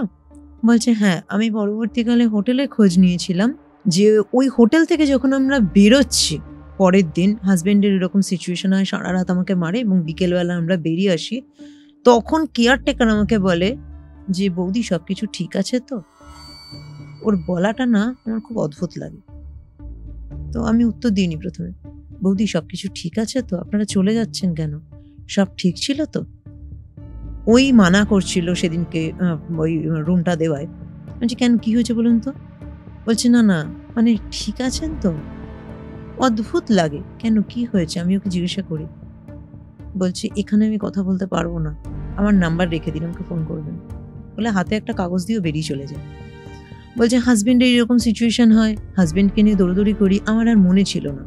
পরে একদিন আমি ভাবছি যে কেন হলো ওর এটা এরকম, তখন আমার মনে পড়ে কেয়ারটেকারের কথা, এবং কেয়ারটেকারকে আমি ফোন করি যে তুমি সেদিনকে বলছিলে সব ঠিক আছে কিনা। সত্যি বলতে আমার কিছু ঠিক নেই, এবং ঠিক নেই বলে সেদিন রাতের থেকে ঠিক নেই বলেই আমি চলে এসেছি। বলছে মুঝে পাতা থা এ ঠিক নেই হোগা। বলছে কি হয়েছে বলো তো? তখন বলছে 6 মাস আগে এই ঘরেতে একজন করেছিল, আত্মহত্যা করেছিল। হ্যাঁ, 6 মাস আগে এই ঘরেতে একজন আত্মহত্যা করেছিল। তাই? বলছে হ্যাঁ, আমাদের ম্যানেজার সাহেব কোনোভাবে টাকা পয়সা দিয়ে সেরকম পুলিশ কেস করতে দেয়নি, নাহলে হোটেলের রেপুটেশন খারাপ হবে। কিন্তু হয়েছিল নতুন হাজব্যান্ড ওয়াইফ এসেছিল হানিমুন করতে, ওরাও থাকে, জানি না ওদের মধ্যে কি ঝামেলা হয়েছিল, হাজব্যান্ডটা আত্মহত্যা করে এবং ও কিছু পয়জন খেয়েছিল, খেয়ে শাওয়ার নিতে যায় রাতের বেলা এবং ওই রকম শুয়ে ওয়াইফের সাথে ঝামেলা হয়েছে, ওয়াইফ ঘুমিয়ে পড়েছে। পরের দিন গিয়ে ওয়াইফের হুঁশ ফেরে হাজব্যান্ডের যখন খোঁজ করে, ঝামেলা হয়েছে, ওয়াইফ নিজের মতো ছিল, ঘুমিয়ে পড়েছে, অত খেয়াল করেনি, হাজব্যান্ড বাথ নিতে গেছে। পরের দিন সকালেও দেখে হাজব্যান্ড নেই, তখন গিয়ে বাথরুমে করে দেখে ওইরকমভাবে শুয়ে রয়েছে, তখন অলরেডি ও মারা গেছে এবং কিছু পয়জন খেয়েছিল, খেয়ে ওরকম হয়েছে। তখন এটা শুনি এবং তখন আমি ওকে বলি যে তোমার হাজব্যান্ডের কি এই জিনিসটাও হচ্ছে, যে শাওয়ার নিতে যাচ্ছে এবং ও কিন্তু শাওয়ারে ওইভাবেই পড়ে থাকছে। আচ্ছা, এই জিনিসটাই কিন্তু ওর মধ্যে এসছে। যে আত্মহত্যা করেছিল, ঠিক আছে, 6 মাস আগের ঘটনা, এবং আত্মহত্যা তো নর্মালি স্পিরিট কিন্তু রিলিজ হয় না এত ইজিলি। তো সেই লোকটিও কিন্তু ওই রকমই শাওয়ার নিতে গেছে, কিছু পয়জন খেয়ে গেছিল, মারা যায় এবং ওইভাবেই সারা রাত সে শাওয়ারের জল খেয়েছে এবং এর মধ্যেও ওই নেশাটাই চেপেছে এবং টাইমটা দেখো, সে 2:30 থেকে 3টে, এই টাইমের মধ্যেই কিন্তু জিনিসটা হয়। আচ্ছা, ঠিক আছে। এবং তখন ওকে বললাম যে তুমি তোমার হাজবেন্ডের কোনো ব্যবহার করা জিনিস আর ফটো আমাদের পাঠাবে। তো এখানে আমরা যে রিচুয়ালটা করেছিলাম, দুটো রিচুয়াল আমাদের করতে হয়েছে। একটা হচ্ছে ওর হাজবেন্ডের ওপরে যে নেগেটিভ এনার্জির প্রভাবটা রয়েছে সেটা কাটানো এবং তার প্রোটেকশন, এবং এখানে ওয়াইফটা চাইছে যাতে ওর হাজবেন্ডের ওপরে ডমিনেট করতে পারে। ঠিক আছে, বশীকরণ, যেটাকে বশীকরণ বলে সবাই খুব ইজিলি, মানে যে নামে পরিচিত, মানে সবার কাছে খুব একটা মানে ওয়েল নোন টার্ম। ঠিক আছে, এটাকে আমরা ডমিনেশন বলি, কনজুরিং বলি। ঠিক আছে, এবং সেক্সুয়ালি ডমিনেশন, কারণ ওর স্বাভাবিক ব্যাপার, ওর হাজবেন্ডের সাথে ওর একটা সম্পর্ক, যে হাজবেন্ড ওয়াইফের সম্পর্ক হয়, সেটার ওর ইচ্ছে, বাট সেটাও পায় না। তো এইখানে আমরা যে রিচুয়ালটা করেছিলাম, পম্বাগিরা রিচুয়াল। ঠিক আছে, তুমি প্রথমেই জিজ্ঞাসা করলে আজকে আমি পম্বাগিরার ড্রেস পরে এসেছি। অ্যাকচুয়ালি পম্বাগিরাতে যে এক্সু যাকে ওয়ার্শিপ করা হয়, এক্সু কি কোনো দেবতা? হ্যাঁ, পম্বাগিরাতে এক্সু একটা দেবতা হিসেবেই ধরা হয় এবং তাকে রিচুয়াল করা হয়। দেবতা না, সে হচ্ছে রাস্তা রোড স্পিরিট যারা হয় তাদেরকে কিন্তু ডেকে পম্বাগিরাতে মেন রিচুয়াল হয় এবং রোড স্পিরিটদের যে প্রতিনিধিত্ব করে সে হচ্ছে Exu, male road spirit.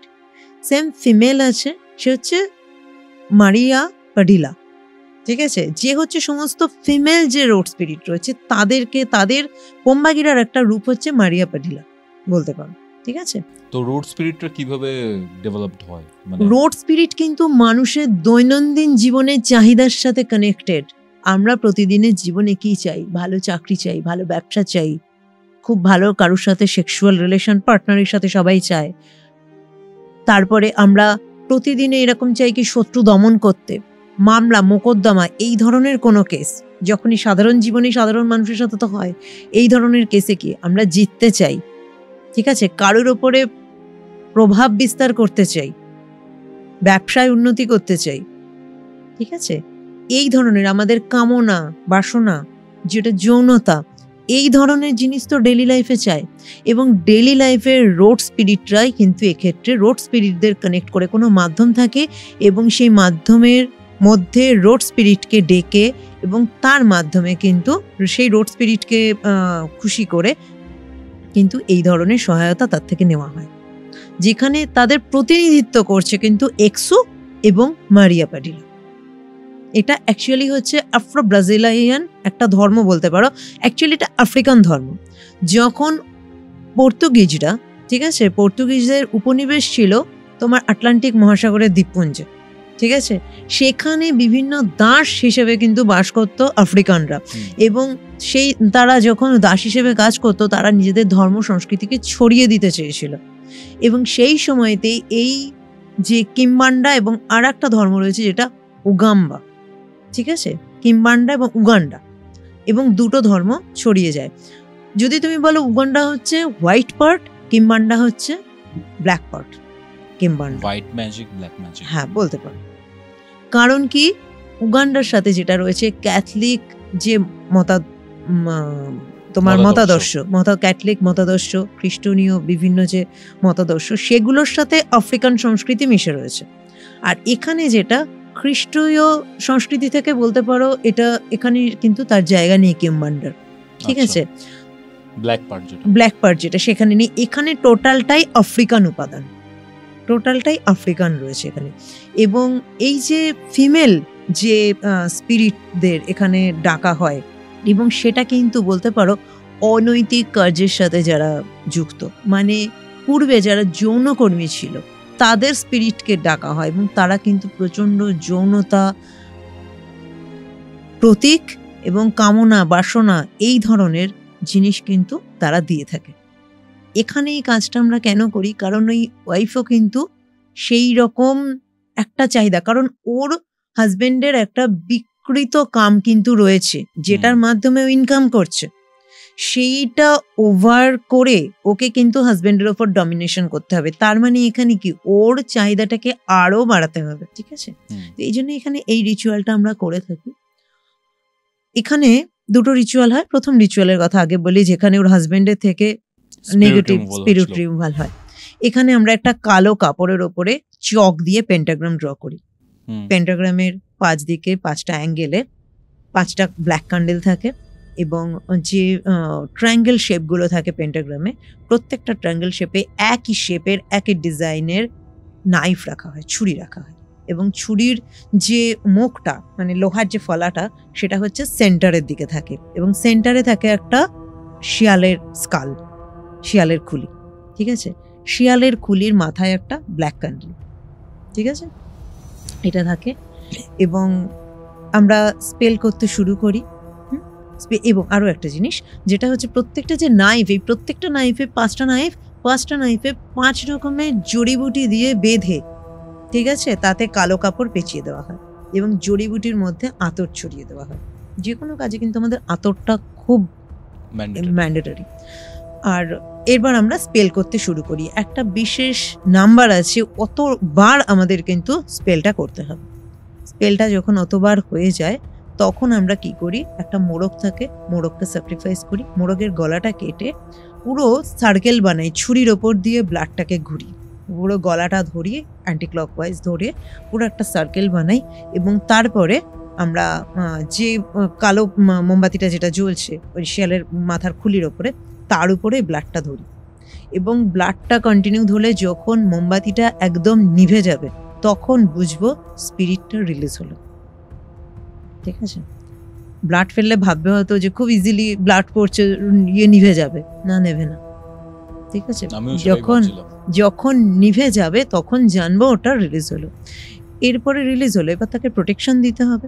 Protection দিয়ে এই যে প্রত্যেকটা নাইফে আমরা হার্বস রেখেছি বিভিন্ন রকমের, এই হার্বস থেকে একটু একটু করে হার্বস আমরা কেটে নিই, এবং সেটা একটা কালো কাপড়ে মুড়ে ওই তাবিজটাই আমরা ক্লায়েন্টকে দেই, অ্যামুলেটকে দিই, এবং ওটা রূপো দিয়ে বাঁধিয়ে ওটা পরে নেয়। এটা পড়ার মানে হচ্ছে ওর মধ্যে যেটা ছিল সেটা সম্পূর্ণভাবে রিমুভ হলো, এবং ভবিষ্যতে কোনো রকমের ব্ল্যাক ম্যাজিকও যখন কারোর উপরে করা হয়, তখন তো একটা নেগেটিভ এনার্জি দিয়েই করা হয়, একটা নেগেটিভ এন্টিটি তার মধ্যে দেওয়া হয়, করতে পারবে না, বা কোনো রকম কোনো পজিটিভ কোনো নেগেটিভ স্পিরিট ওকে পজেস করতে পারবে না।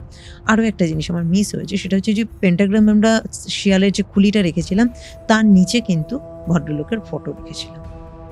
হ্যাঁ, ব্ল্যাক মানে ব্ল্যাক ক্লথের ওপরে পেন্টাগ্রাম এঁকে, পেন্টাগ্রামের যে লক, যেটা মিডল, যেটাকে আমরা লক বলি, ইউনিভার্সের সাথে আমরা যে কানেক্ট করি, ওটা কিন্তু একটা লক, ওখানে ওনার ফটো রেখে তার উপরে শিয়ালের খুলি। এইভাবে হলো ওনার স্পিরিট রিলিজ।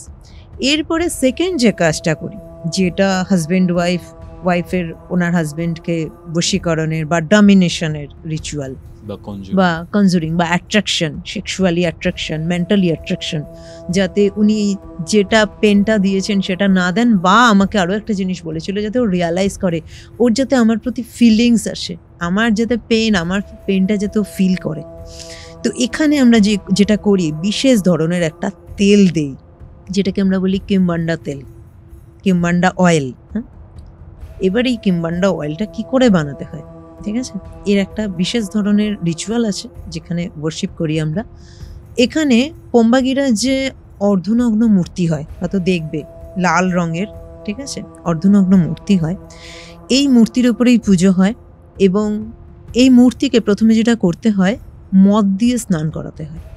মদ দিয়ে স্নান করিয়ে সিগার আছে, সিগার জ্বালিয়ে সিগারের ধোঁয়া টেনে তাকে পুরো তার শরীরটা, না পম্বাগিরার যে শরীরটা, মারিয়া পাটিলার যে শরীরটা, পুরো মূর্তিটাকে আমাকে ধোঁয়ায় স্প্রেড করতে হবে, মানে ধোঁয়া দিয়ে স্নান করানোর মতো করতে হবে, সিগারের ধোঁয়া দিয়ে, ঠিক আছে। এই রিচুয়ালে বিশেষ ধরনের না আমোদ প্রমোদের ব্যবস্থা কিন্তু করতে হয়। বিশেষ ধরনের ড্রাম থাকে, যে ড্রাম বাজাতে হয় তালে তালে তালে তালে। তুমি যদি দেখবে পম্বাগিরার যখন ইউটিউবে দেখতে পাবে, যখন হয় ওটা বিশেষ সুরে কিন্তু ওরা স্পেলটা করে। আমাদেরও কিন্তু সেইভাবে করতে হয় এবং নাচ করে স্পেল করতে হয়।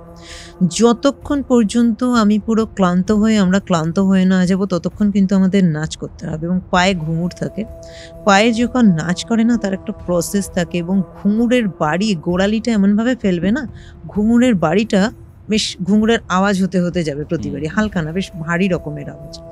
এবং অনেক রকম জিনিস লাগে যখনই আমরা রিচুয়াল করি, কোনো বিভিন্ন যে জিনিসগুলো লাগে সেগুলো কিন্তু আলাদা আলাদা করে আমরা এনার্জাইজ করি।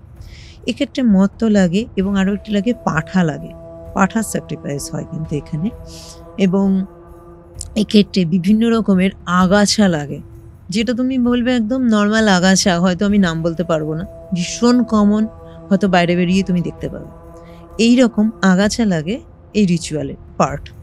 তো এখানে যেটা করা হয়, প্রথমে যেটা বললাম, স্নান করানো হলো, ধোয়া দেওয়া হলো, এরপরে স্পেল করা শুরু হয় যতক্ষণ না আমি পুরো ক্লান্ত হয়ে যাব। পাশে আরেকটা জিনিস তৈরি করতে হয় আমাদের, পরিষ্কার জল, ধরো একটা গামলা বা বালতি টাইপের কিছু নিয়ে, তাতে পরিষ্কার জল ঢালতে হয়, তার মধ্যে মদ পড়বে, আতর পড়বে। এবং এই যে আগাছা আমি বললাম, আগাছাগুলো না হাতে ডললে কি হয়, কচলালে তোমার একটু নরম নরম একটা রস বেরিয়ে যায়, যখন এই কচলে নরম হয়ে যায়, ওই মদ দেওয়া জল ভরা বালতির মধ্যে ওটা পুরো চুবিয়ে দিতে হবে।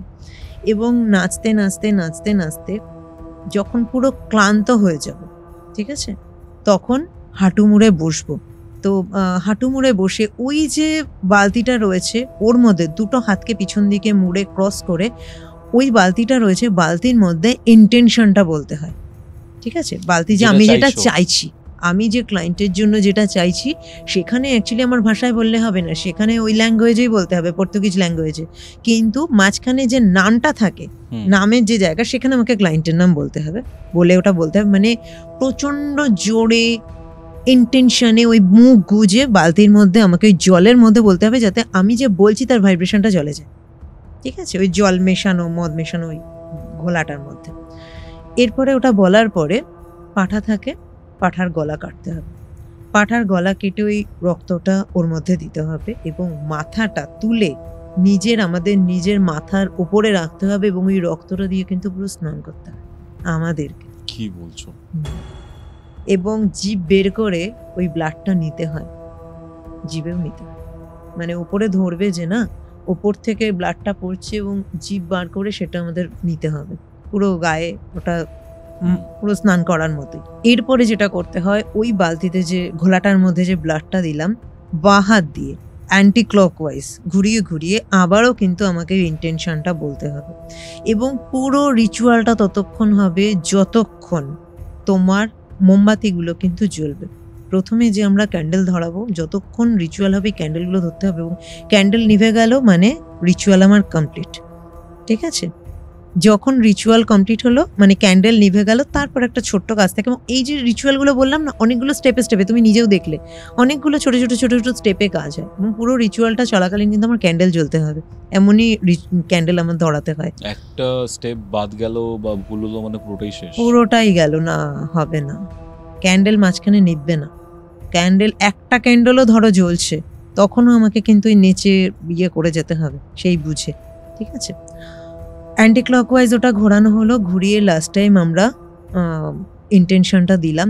এরপরে আগাছাগুলো তুলে নেওয়া হয়, এবং আগাছাগুলো তুলে নিয়ে আমাদের না কাঠের হামাল দিস্তা হয় না, ওই রকম বড় আছে, ওর মধ্যে থিতো করা হয়। থিতো করে একটা পুরো লেই টাইপের একটা বলের মতো, ধরো ওটাকেই মানে পিষলে কি হয়, একটা মানে ইয়ে হয়ে যায় না, তো ওটা একটা বলের মতো তৈরি করতে হয় এবং ওর মধ্যে ধোঁয়া দিতে হয়। যখন ওটা থেতো করা হয় না, ওর মধ্যে প্রচন্ড ধোঁয়া দিতে হয়, ধূপের ধোঁয়া দিতে হয় এবং ওটা দিয়ে একটা বল তৈরি করতে হয়। এবং ওই পাঁঠার পুরো বুক কেটে হাড়টাকে বের করতে হয়। এক হাতে বাঁ হাতে ওই জড়িবুটি যেগুলো নিয়েছিলাম সেগুলোর ওই বল এবং ডান হাতে হাড়টা, দুটো কাটোরা নিচে রাখতে হয় এবং দুটো বল এবং হাড় দু হাতে দুটোকেই প্রচণ্ড জোরে চাপতে হয়। মানে এটা থেকে রস বেরোবে, ওটা থেকে হার্ট থেকে একটু হলেও ব্লাড বেরোবে চেপে। এবার ওই রস আর ব্লাড বেরোলো যে দুটোকে মিশিয়ে দিতে হয়, ঠিক আছে? এইটা হলো বিশেষ ধরনের কিম্বান্ডা অয়েল। এই অয়েলটা আমি দিয়েছিলাম ক্লায়েন্টকে এবং বলেছিলাম ঠিক ওই 2:30 থেকে 3টে এই সময়ের মধ্যেই তুমি তোমার হাজবেন্ড যখন ঘুমোবে, হাজবেন্ডকে যেভাবে ও ঘুম পাড়াবে, হাজবেন্ড যখন ঘুমোবে ওর মাথায় মেসেজ করবে, এটাতে ওর মাইন্ড ডাইভার্ট হবে। আর ওকে বলেছিলাম তুমি 15 থেকে 20 দিন বাদে কি হয় সিচুয়েশন আমাকে জানাবে। তখন বললো কি হবে, কি হবে, আমিও কি চেঞ্জ দেখবো, সবাই জিজ্ঞাসা করে। ওকে আমি বললাম কি হবে সেটা তুমি আমাকে বলো, 15-20 দিন বাদে আমাকে খবর দেবে, তুমি কিছু আমাকে জানিও কি হয়, যাই হোক জানিও। তো আমাকে হঠাৎ দিন 20 বাদে ফোন করে, দিন 20-22 পরে ফোন করে বলছে দিদি আমার হাজবেন্ড তো পাগলের মতো করছে আমার জন্য। বলছি মানে তোমার জন্য? বলছে আমাকে ধরেও প্রচন্ড কান্নাকাটি করছে। এটা আবার কেন করছে? এটা কি ওর কিছু সারলো না? ওর পাগলামোর আর এক লক্ষণ? আর তখন ওকে তাবিজটা দিয়েছিলাম, পরিয়ে দিয়েছিল। আমি বলছি রাতের বেলা কি আবার উঠে স্নান করতে যাচ্ছে? বলছে না না ওইসব কিছু করছে না। খাওয়া দাওয়া করছে? হ্যাঁ এখন না খাওয়া দাওয়া করছে, দুপুরে যখন স্নান করার বলছি তো করছে, সেটাও করছে, বলতে হচ্ছে একটু করছে, কথাও বলছে। আমাকে যেমন আগে দেখলে খুব ভায়োলেন্ট হয়ে যেত মাঝে মাঝে, না সেগুলো করছে না, কিন্তু আমাকে জড়িয়ে ধরে খুব কাঁদছে, আমি অনেক ভুল করেছি, আমি তোমাকে মারতে চাই না, আমি তোমাকে মারবো না, আমি আর এটা করবো না, আমাকে এরকম করছে কেন? আর বলছি অনেক নাকি আমাকে নিয়ে অনেক দুঃখের স্বপ্ন দেখেছে। বলছি কী স্বপ্ন দেখেছে? বলছে আমাকে তা তো কিছু বলেনি, যে শুনে বলবো। পরের দিন ফোন করে বলছে দিদি ও স্বপ্ন দেখেছে যে আমাকে যেমন ও করতো, যেটা টাকা দিয়ে লোক নিয়ে এসছে, ওই রকমই টাকা দিয়ে লোক এনেছে, সেই লোক ওকে খুব ভালো টাকা দিয়েছে, ঠিক আছে, এবং বলেছে 5 ঘন্টার জন্য আমি তোমাকে 1 লাখ টাকা দিচ্ছি, 5 ঘন্টা তোমার বউ আমার। বলছে হ্যাঁ ঠিক আছে, ওর তো এরকম অভ্যেস আছে, করেছে। তখন বলছে আমি থাকবো। বলছে হ্যাঁ তুমি থাকো, কিন্তু তুমি কিন্তু আমাকে ডিস্টার্ব করবে না, তুমি আমার কাছে আসবে না, তোমার বউ এই 5 ঘন্টার জন্য ধরে নাও আমার বউ। ঠিক আছে। বলছে কিন্তু স্বপ্নের মধ্যে দেখছি ওই লোকটা আমাকে বেল্ট দিয়ে মারছে, সারা গায়ে সিগারেটের ছ্যাঁকা দিচ্ছে, ছুরি দিয়ে আমার শরীর কেটে দিচ্ছে, তারপরে দেখছে যে আমার যৌনাঙ্গতে বোতল ঢুকিয়ে দিচ্ছে। এই সব দেখেও বলছে এত অত্যাচার করছো কেন ওর ওপরে? কিন্তু লোকটা বলছে এখন তোমার বউ আমার, ও আমার, এখন তুমি কিচ্ছু বলবে না। এবং ও কোনোভাবেই আমাকে বাঁচাতে পারছে না, এবং আমি ওকে স্বপ্নের মধ্যে ও দেখছে যে আমি ওকে বলছি যে তুমি বাঁচাও, আমি পারছি না, আমি মরে যাব, ও আমাকে বাঁচানোর চেষ্টা করছে, বাঁচাতে পারছে না। এবং স্বপ্নেও যখন ভেঙে উঠছে আমি আসছি, দাঁড়াও আমি আসছি আসছি, এই করতে করতেই ওর ঘুম ভাঙছে এবং তারপরেই আমাকে জড়িয়ে ধরেছে। যে এটা হচ্ছে ওই যে অয়েলটা দিয়েছি, ওর মাইন্ড ডাইভার্ট, ওর মাইন্ডে ইলিউশন তৈরি হচ্ছে এবং ওই ইলিউশনটা স্বপ্নের মাধ্যমে তৈরি করছে, ঠিক আছে। এক্ষেত্রে ভীষণ দুঃখজনক, যার নামে এখানে তো ওই বউটি এবং আর হাজব্যান্ড, যে ওর হাজব্যান্ডের যাতে ওর প্রতি প্রেম জন্মায়, ওর প্রতি একটা মায়া মমতা জন্মায়, ওর প্রতি মায়া মমতা জন্মায়, তো সেই জন্যই এটা দিয়েছি। তো এটা হচ্ছে তারই ফল, মাইন্ড ডাইভার্ট করে। বলছে তাহলে ও কি এখন থেকে এরকম করবে? বলছি না, ও আর এরকম করবে না, ও হয়ে গেছে, তোমার প্রতি ওর মাইন্ড ডাইভার্ট হয়ে গেছে। ওই যে স্বপ্নটা দেখেছে, ও দেখে নিয়েছে কেউ আমার ওয়াইফের ওপর, ও এতদিন টাকার ইনকামের জন্য ঘুরছিল, কিন্তু এবার ও দেখছে কেউ এতটা অত্যাচার করছে না, এটাও সহ্য করতে পারছে। তাই ওই যে ইলিউশনটা তৈরি হয়েছে এটা থেকে যাবে, এটা কখনো কাটবে না। আর ওই অয়েলটা তোমার কাজ হয়ে গেছে, আর ওটা মাথায় দেওয়ার প্রয়োজন নেই। তো এইভাবে কিন্তু সলভ হয়, বা আমরা এই কেসটা এইভাবে সলভ করেছিলাম। আমাকে একটা কথা বলো, সেটা হচ্ছে যে বাচ্চা হওয়ার পর ছেলেটার মধ্যে এরকম চেঞ্জেস হলো, এটার কি কোনো কারণ ছিল? সেই রকম অ্যাকচুয়ালি যেটা হয়েছিল না, ও হয়তোবা বিভিন্ন রকমের আজকের দিনে ও ইনকামের খুব সহজ উপায় পেয়ে নিয়েছিল, এবং কিছু মেয়েটা আমাকে যেটা বলেছিল, কিছু বন্ধু বান্ধব ছিল যে সার্কেলটা ওর ভালো ছিল না। আচ্ছা। ওকে ঠিক আছে, যে সার্কেলটা ওর ভালো ছিল না, তো বন্ধু বান্ধবরা হয় না, সবাই এটাই চাইছে না তো, কাউকে ভালো বুদ্ধি দিয়ে ভালো পথে এগিয়ে দিতে তো কেউ চায় না, খারাপ বুদ্ধিটাই দেয়। ওরা ভাবেনি যে এতটা হয়ে যাবে, ওরা বলতো এরকম যে বাহ তোর বউটা তো ভালো, তোর কাছে এরকম বউ থাকলে ইনকামের আর চিন্তা, এইসব দিয়ে ওরা কিছু বলেছিল। পরবর্তীকালে ও বলেছে এটা, এবং তখনও বলেছিল আমার বন্ধুরা বলে তুমি কত সুন্দর, কি ইয়ে করছো, মানে জিনিসটাকে খুব ক্যাজুয়ালিও নিয়ে নিয়েছিল, বলেছিল এইভাবে ইনকাম করাই যায়। মানসিক বিকার বলতে পারো একটা। অসাধারণ একটা কেস স্টাডি দিল মমিতা দি আজকে। মানে আমি জাস্ট ভাবছিলাম যে কি শুনছি, কারণ এরকম টাইপের জিনিস শুনিনি। বাট হয়, অনেক কিছুই হয়, অনেক কিছুই হয়। আমি কয়েকটা প্রশ্ন তোমাকে করতে চাই, সেটা হচ্ছে যে এই যে তুমি একটা সিজিল দিলে, যেটা রূপোয় বানিয়ে তুমি দিয়েছিলে, ঠিক আছে, হোয়াট ইজ আ সিজিল, মানে সিজিল কি হয় বা সিজিলের কার্যকারিতাটা কি? সিজিল যদি বলো, সিজিল হলো একটা প্যাটার্ন। আমাদের যে মানব দেহ, এটাও কিন্তু একটা সিজিল। তাই? অবশ্যই তাই। এবং একটা বড় সিজিল বলা যায়, একটা সিজিল না আমাদের মানব দেহ। আমাদের মানব দেহ অনেকগুলো সিজিলের অ্যাকুমুলেশন। যন্ত্রম কি কোনোভাবে কোরিলেটেড বলতে পারো, ঠিক আছে, একটা প্রতীকী প্যাটার্ন, জিওমেট্রিক একটা শেপ। প্রতীক, একদম। এবং আমরা যে বাস করি চারদিকে কিন্তু সিজিল, ট্রি একটা সিজিল, একটা পাখি সেটাও একটা সিজিল, এই যে আচ্ছা, বিভিন্ন রকমের গাছ বিভিন্ন সিজিল। তুমি দেখবে একটা খেয়াল করে, বিভিন্ন গাছ বিভিন্ন রকম দেখতে, একই আম গাছ সে কিন্তু একরকম নয়, ডিফারেন্ট।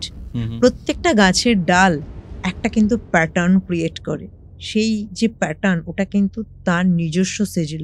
প্রত্যেকটা মানুষ একরকম হয় দেখতে, প্রত্যেকে আলাদা রকম, প্রত্যেকের কিন্তু আলাদা সিজিল আছে। এবং এর ওপরেই যে আমরা বলি কাজ করার জন্য আমাদের ফটো লাগবে, কেন বলি, মেন কিন্তু সেই মানুষের ফটোর ভেতরে যে সিজিল, তার যে প্যাটার্ন, সেই প্যাটার্নেরই কাজ হয়। আচ্ছা, অবশ্যই। যখন আমরা কোনো ছেলের সাথে কোনো মেয়ের বেশিকরণ অ্যাট্রাকশনের কাজ করছি, লাভ অ্যাট্রাকশনের কাজ, আমরা চাইছি কি, যদি মেয়েটা আমার কাছে ক্লায়েন্ট আসছে, মেয়েটা কি চাইছে ছেলেটার ওপরে ডমিনেশন করতে, তখন কিন্তু এরকম দিক আছে।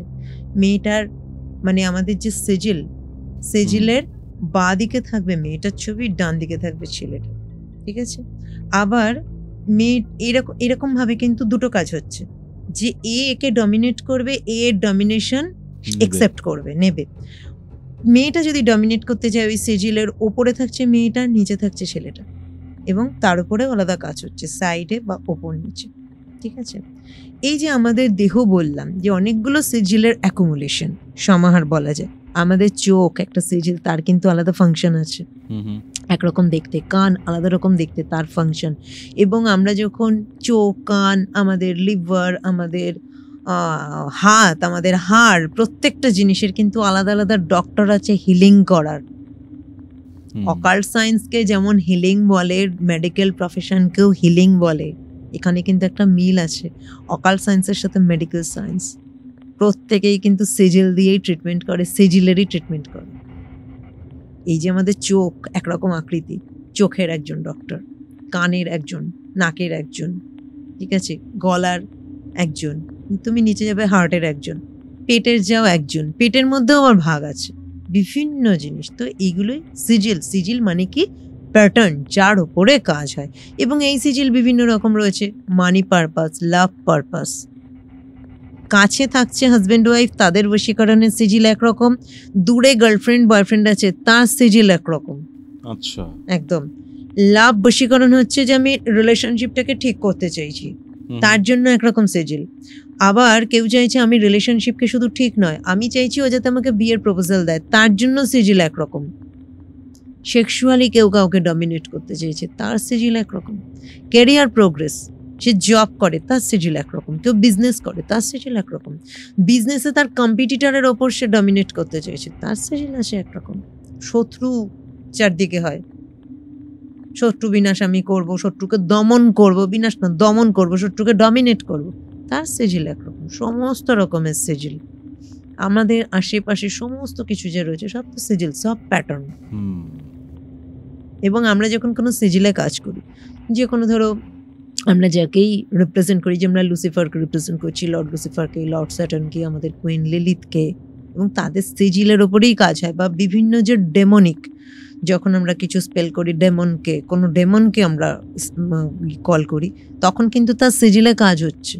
তোর কোনো মূর্তি আমরা রাখি না, তার প্যাটার্ন, সেই মানে এটা প্যাটার্নের ওপরেই অনেকটা কাজ হয়। আমি তন্ত্রে যে যন্ত্রমের ব্যাপার রয়েছে সেটার সাথে অনেকটা আমি মানে আমাদের সিমিলারিটিস পাচ্ছি। প্রচুর প্রচুর প্রচুর সিজিল আছে, আনলিমিটেড সিজিল।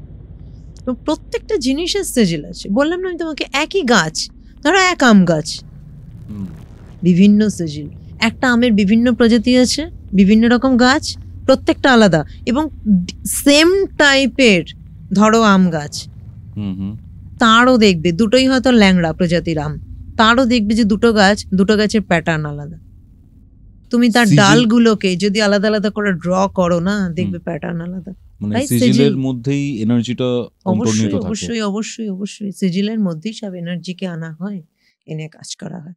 আচ্ছা, এটা তো গেল একটা পোর্শন, বাট আমি আর একটা জিনিস জানতে চাই। 2025-এর একদম শেষে এসে আমরা এই পডকাস্টটা করছি, কয়েকটা প্রশ্ন রয়েছে। যেহেতু তুমি খুব ভালো নিউমোলজিও করো, এই পোর্শনটা হয়তো অনেকেই জানে না।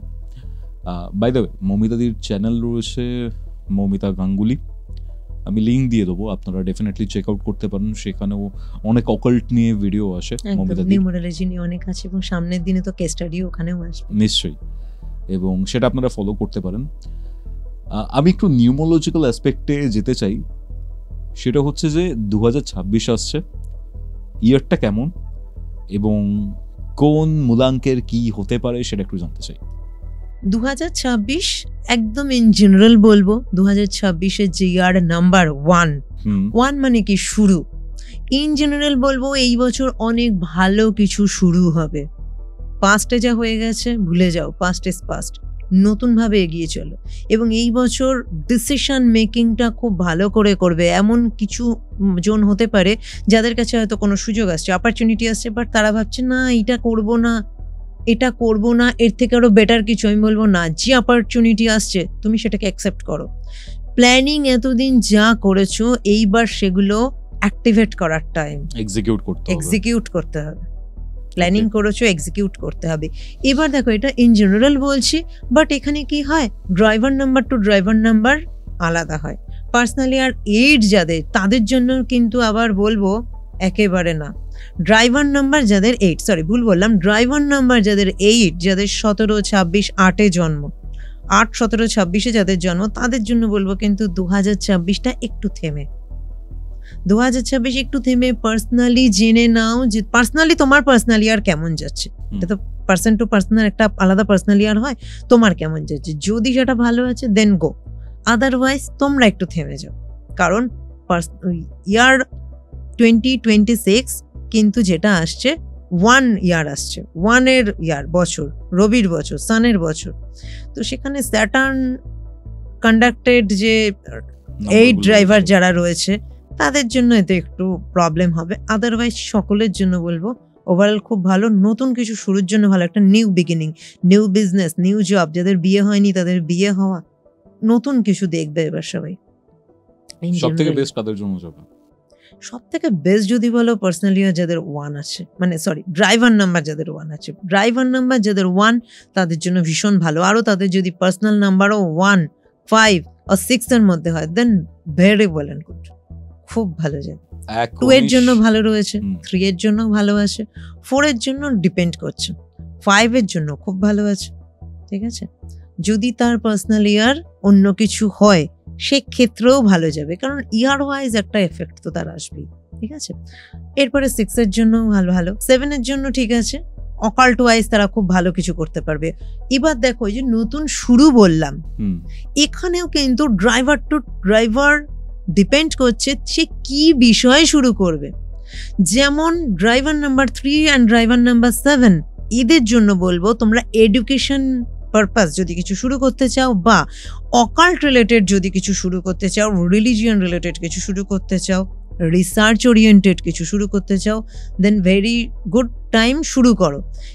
জব ওরিয়েন্টেড কিন্তু অতটা নয়।